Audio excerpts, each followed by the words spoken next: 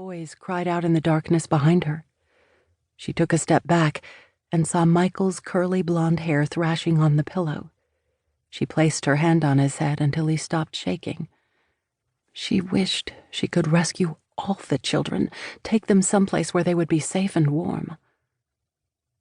Maybe she could come back later and steal all the little ones away. But tonight she needed to focus on saving her girls.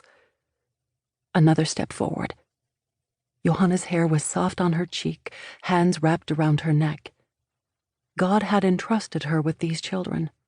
No matter what Saul or anyone else said, she had to get them away from here. The floorboard groaned under her weight, and her shoulders shook as she leapt back and waited in the silence and the darkness.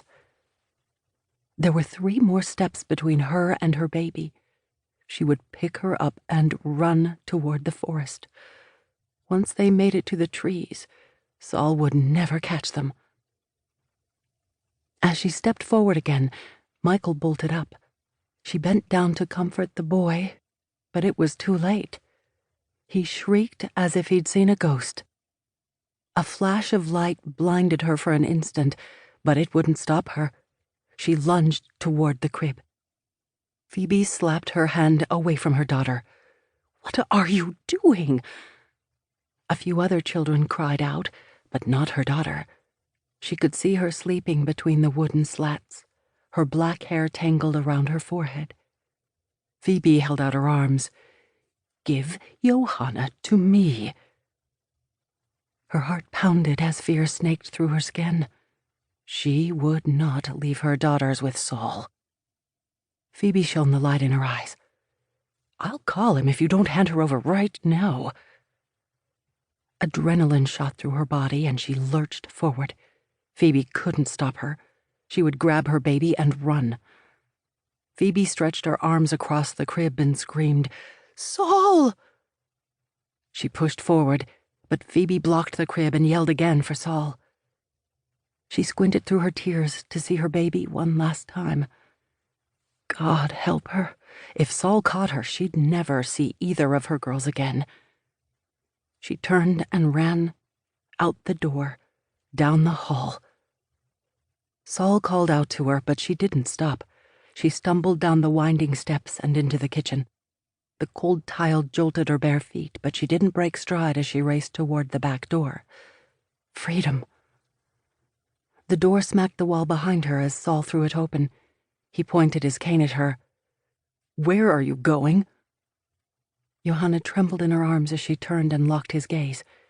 His velvet robe hung crooked over his shoulders, and his long graying hair made him look several decades older than 45. "I'm leaving," she said. "You're not leaving." He took a small step as he steadied his words. "You belong here with your family." She pressed her palms into Johanna's back as she moved toward the door. "She is my family." "You're too young to raise her." His cracked lips eased into a smile, his outstretched arms welcoming her back into the fold.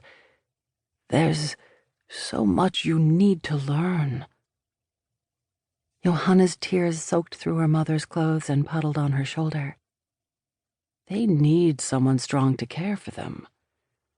His voice dropped to an eerie calm. "Someone to show them the way." She froze, her legs anchored to the tile. He knew her obsession to be a good mother, her insecurity that her children wouldn't grow up with faith. He knew her too well. "You can leave if you want, but don't force Johanna into the world." His bad leg faltered, and he grasped the kitchen counter to steady himself.